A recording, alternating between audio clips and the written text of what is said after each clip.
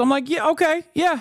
If Israel is going to only maintain itself as an state, as it seems like it will, then yeah, it has no right to exist. It is literally illegal for Israel to exist in the current ways that it does. I don't think that's a controversial thing to say.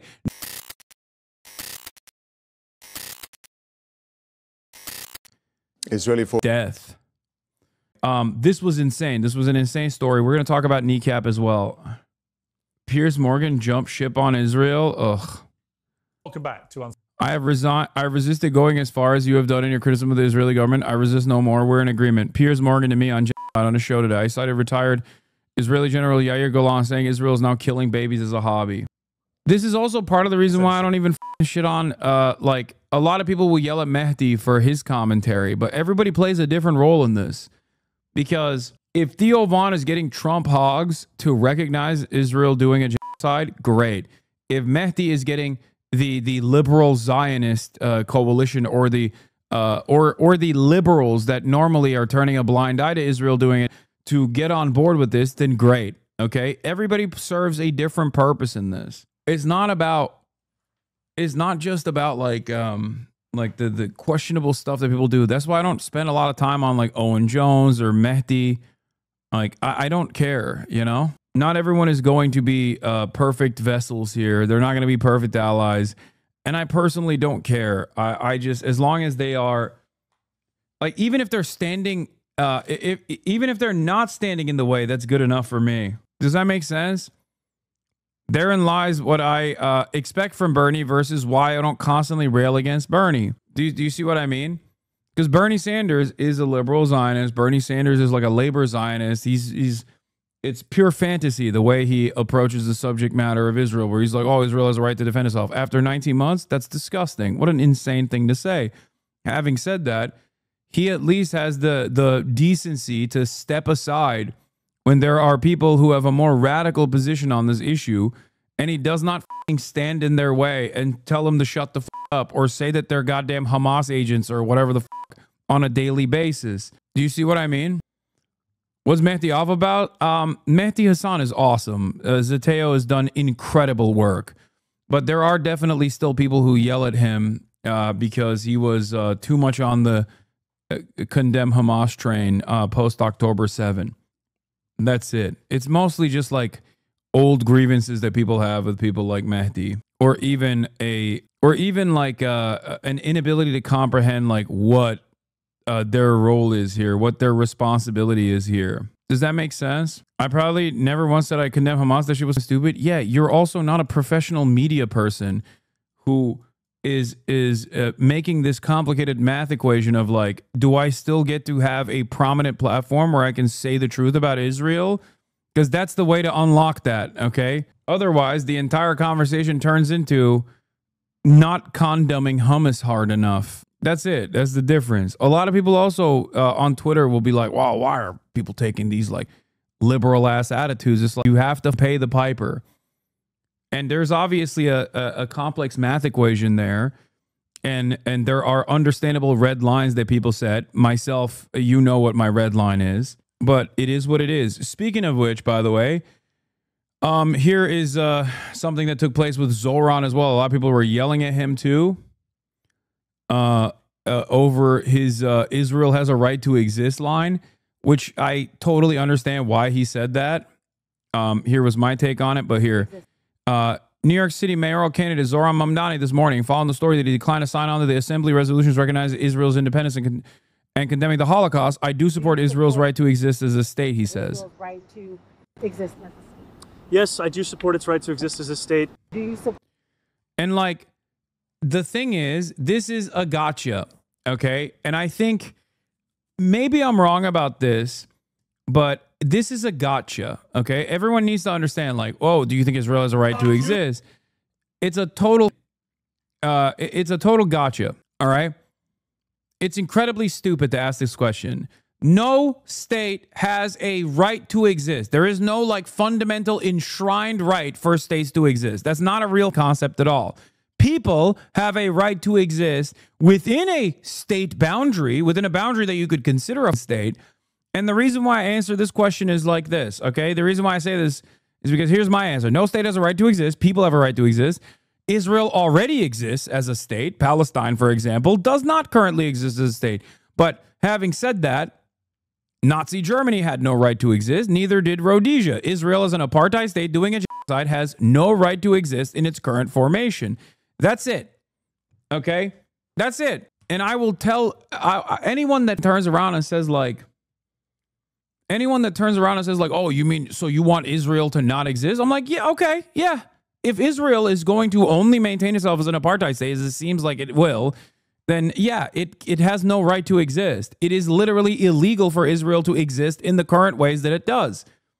I don't think that's a controversial thing to say. Now, obviously, there's a difference between me saying that as a white Muslim dude in America as a political commentator on Twitch, not even on mainstream outlets, even if I do have a mainstream audience here, versus a brown Muslim dude running for office as mayor of New York. I said, I like Zoran a lot. I don't think that anyone has to play these games anymore, but maybe the boomer electorate of New York City is not equipped to hear that from a Muslim mayoral candidate. That's it. Like, I'm still willing to entertain or give grace to Zoran on this issue, especially because Zoran is not a Zionist. Like, he is not pro-Israel in any meaningful capacity. It's ridiculous to make it seem as though he's now like controlled opposition or totally held captive or something like that. I think it's sort of another from the river to the sea thing. For example, Norm saying it's not ideal because it leaves room for malicious interpretation. Saying Israel doesn't have a right to exist is also not ideal because it leaves room for malicious interpretation. Not to say we shouldn't kowtow to bad faith actors, but it's still an all-force error. Yeah, which is why I'm offering clarity to what I mean when I say Israel does not have a right to exist as an apartheid state doing it. If Israel was not doing, and if it was not an apartheid occupation, then the equation would be very different. First of all, there would be no Hamas, for example. Like, there would be no militancy against it. It would be an entirely different enterprise. You might as well call it a different state at that point. You might as well call it Palestine at that point. It doesn't matter. It's not Israel at that point. It's something totally different. And that's what it is. Do you believe here? Yes, this is Franchesca Albanese's from, by the way, obviously, when I say what I say. And she is 100% correct. That Israel has a right to exist? Israel does exist. Israel is a recognized member of the United Nations. Besides this, there is not such a thing in international law like a right of a state to exist. Does Italy has a right to exist? Italy exists. Now, if tomorrow Italy and France want to merge and become Ita-France, fine. This is not up to us. What is enshrined in international law is the right of a people to exist. So the state is there, the state of Israel is there, is protected as a member of the United Nations. Does this justify the erasure of another people? Like, I mean, I obviously take a more aggressive approach than she does. She uses the perfect language on this, obviously, as she is the special rapporteur of the occupied Palestinian territories in the UN. Hell no. Not 75 years ago, not 57 years ago, surely not today. Where is the protection of the Palestinian people from erasure, from annexation, from illegal occupation and apartheid? I think 19 months in, though, I'm going to be honest, 19 months in, we should be a little bit better with these like very quick responses, you know? I think that if you are a prominent public anti-Zionist voice, like, there's some quippy, because this is a fucking cynical question, right? This is not a real question. Oh, does Israel have a right to exist? Like, what the fuck do you mean? What do you mean, does Israel have a right to exist, right? You said it on Twitter. I said it on stream. It doesn't fucking matter. Ideologies have local interpretations. Bolshevism in the USSR, Maoism in China, of the socialist ideology. Same way Italian fascism in Italy, Nazism in Germany, and so on. Zionism is fascism adapted to the Israeli condition. Nothing controversial about this, as you've said. Exactly. So this is a very cynical way to ask this question. It is an all lives matter style question, okay? It is an all lives matter to a Black Lives Matter equation here, okay? Just like claiming that from the river to the sea, Palestine will be free is like the idea that like we have to criminalize this statement, which is an emancipatory slogan, because of what people who defend Israel interpret it as, is ridiculous. Okay? It's the same exact problem with the does Israel have a right to exist question.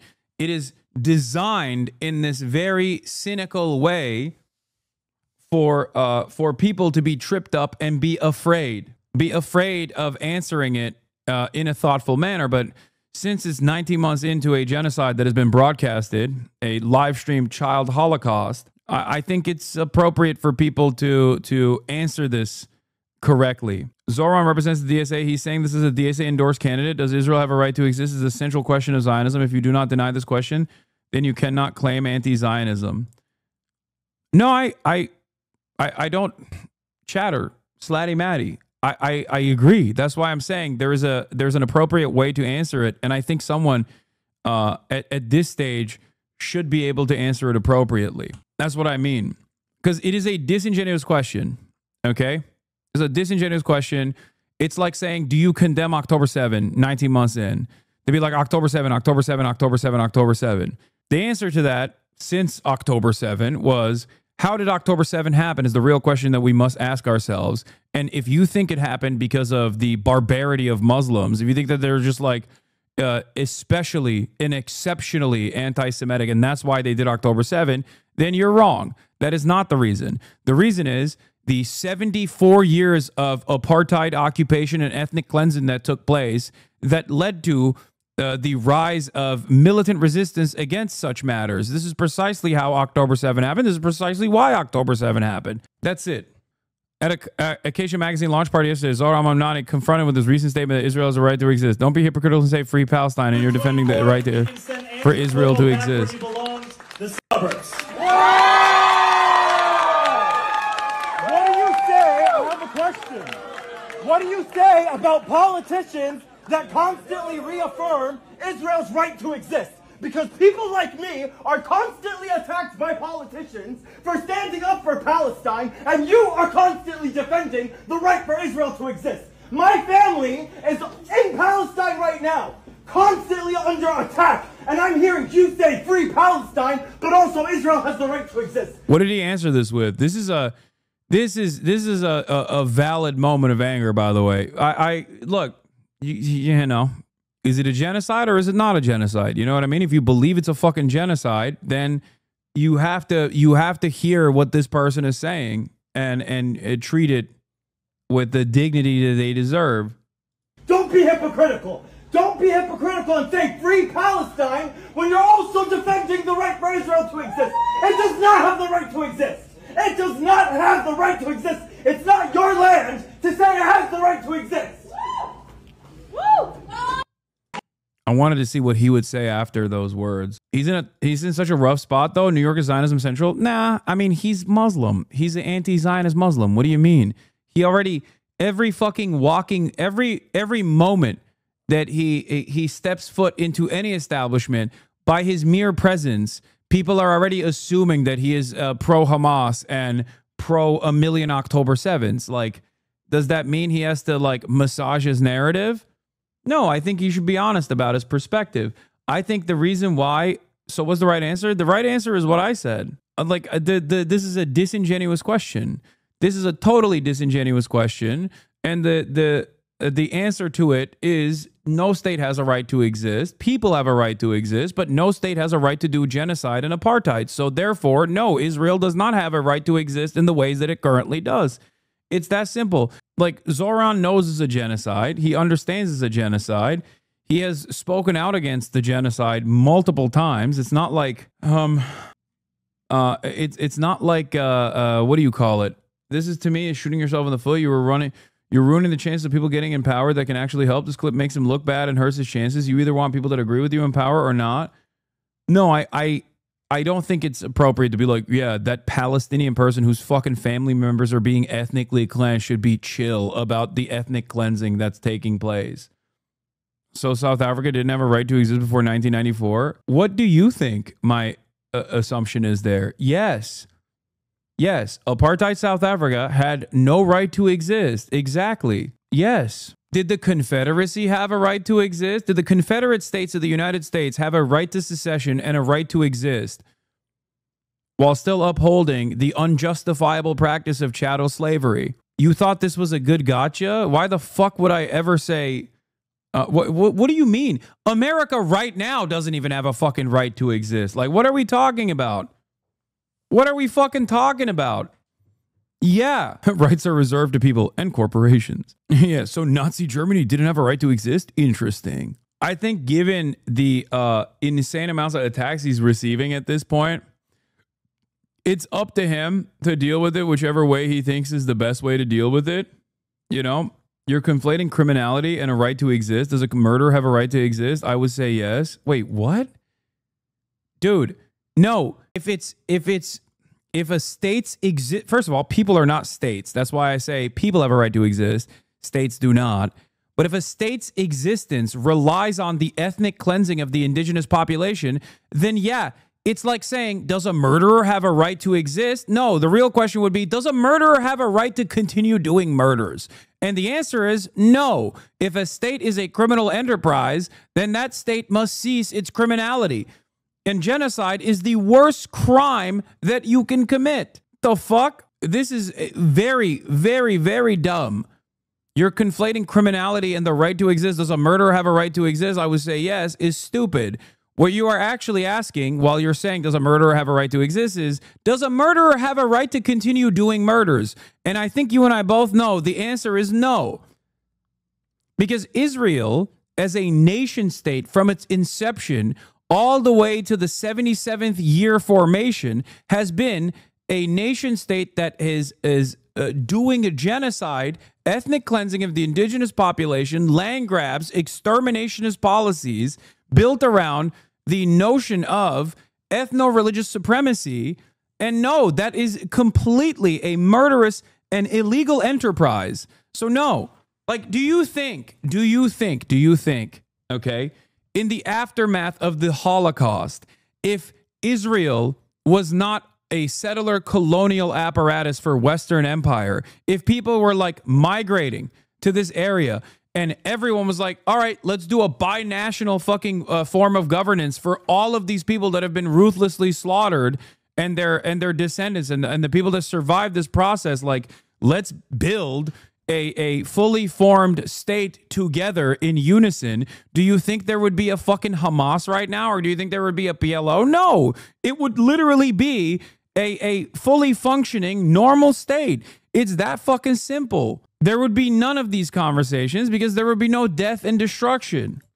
But of course, America would not have a foothold in the region if that didn't happen. So, you know, can't have that. This question is a gotcha because they don't like it when the answer is anything other than a yes or no. What happened is that last month he got forced into a yes or no response by the Free Press. His views are obviously a lot more complex on this topic than just yes. When asked if he believes Israel has a right to exist, Mamdani replied via email, "My view of Israel-Palestine has been driven by a commitment to universal application of human rights, international law, and the freedom of all without exception." I followed up with Mamdani, asking him to answer the question. I mean, yeah, the Free Press is literally a fucking a Zionist dish rag. Who gives a fuck what they have to say? Zoran has consistently recognized the state of Israel as well as its responsibilities under international law and the laws of war. They just don't want to, he doesn't want to say no, because they'll just clip it after he says no to be like, he wants to genocide all Jews. Look at him. Look at this scary Muslim man. He wants to genocide all Jews, which is why the answer there should be what he was trying to establish over and over again. Follow the fucking law. People exist. States already exist. The existing states should follow the fucking law. And if they don't follow the law, then no, they don't get to exist. It's that simple. Listen, you and I have talked about this war in Gaza for ever since it started, this phase of the 75-year conflict. Imagine saying you were going to vote for the guy over a 3-second clip. I mean, there is not a single person that is as close to power as Zoran Mamdani is that has his level of precision when talking about Israel's criminality, okay? So this is the reason why I say, like, yeah, it's a fucking bad answer, but that doesn't change my support for him at all. And I have resisted going as far as you have done in your criticism of the Israeli government. I gotta pee. I resist no more. I think we've reached common ground about what we view is happening and has been happening through this period of this blockade, which frankly is just starvation of the people there, including so many innocent young women and children. And I think that the incessant bombing and killing, and we don't know how many civilians have been killed, but it is on a daily basis. It looks like hundreds of people every day, with no apparent attempt, it seems to me, to have any real plan for how this ends or what happens when it ends, other than if you look at what Smodrich has been saying, probably the most right-wing member of a very right-wing government, he is talking in a genocidal language about kicking all the Palestinians out. So I think you and I have reached a place in the last few weeks where we are in agreement. But my question for you, Mehdi, is... I don't know the answer to that question, Piers, and I'm glad we're in agreement. I wish we weren't. Actually, I wish I had been wrong and you were right. I wish that a year ago when I said on your show, you said, well, if it's not about the hostages, what's it about? And I said, it's about depopulating Gaza. It's about conquering Gaza. I wish I'd been wrong. But as you said, Bezalel Smotrich, the finance minister in the Israeli government, said this week, we are there to conquer, cleanse, and remain. Those are his words. We are disassembling Gaza, he said. We are leaving it as piles of rubble. He says, we're doing something that no one's done in the world before. He bragged out loud, and he said, yes, the Gazans will have to leave. So all of those things are stuff some of us were saying last year. I wish we hadn't been vindicated in this horrific way. The killing is ongoing. The starvation is ongoing.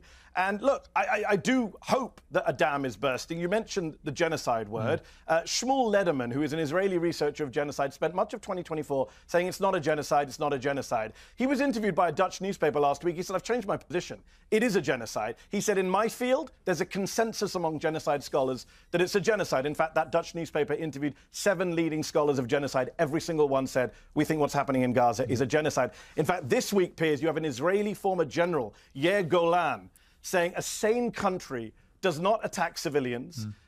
Yeah, Yair Golan had to fucking apologize, though, to be fair. Does not kill babies as a hobby, and does not expel civilian populations. That is Yair Golan, the former deputy chief of the Israeli military, prominent Israeli politician. He was a hero on October the 7th, fought Hamas himself on October the 7th. This is what he said this week. Chuck Schumer's a fucking fanatic, and it is a goddamn joke that he's even a member of a leftist center party in a democracy. It is a sign we live in hell that he leads it, and that no one beneath him can point out how unfit he is with his hysterical attitude towards the UN. This is his. This is from the interview. This was such a psychotic thing that he said that we just kind of brushed aside. I know exactly what this quote is because I've read it on stream when we read the interview that he conducted here. This is when he's trying to fucking shill his book. His book that was around the left's anti-Semitism. You know, he's like there's a perfect opportunity. There is a perfect opportunity to fucking pop off on the anti-Semitism, the true anti-Semitism of the country, which is, of course, the left's anti-Semitism. That's what Chuck Schumer's book is all about, right? Thank God. Thank God he wrote this book. Definitely a book for the times. Norm said his book was ass. Yeah, I mean, that's putting it lightly. Anyway, let's see what he had to say here.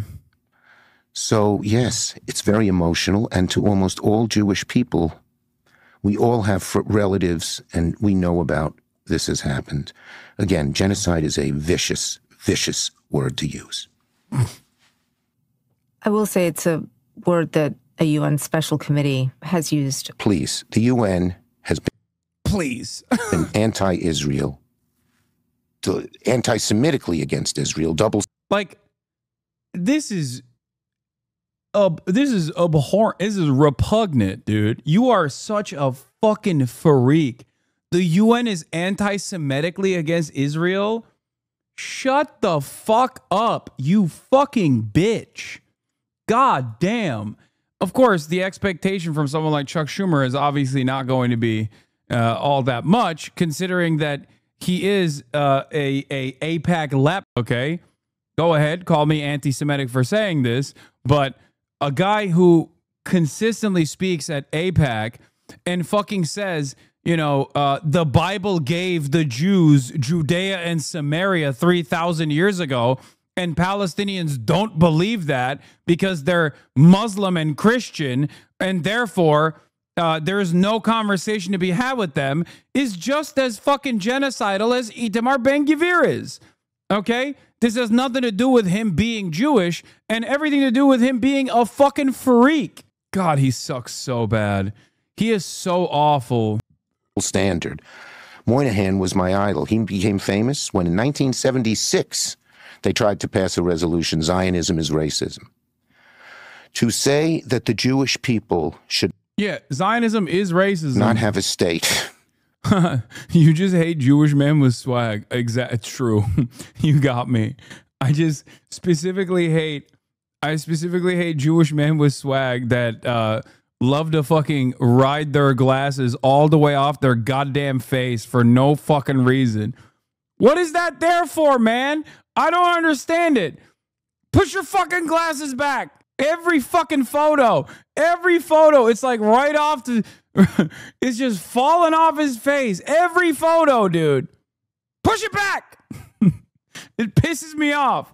It's the one thing. The kids hate you. Shipman.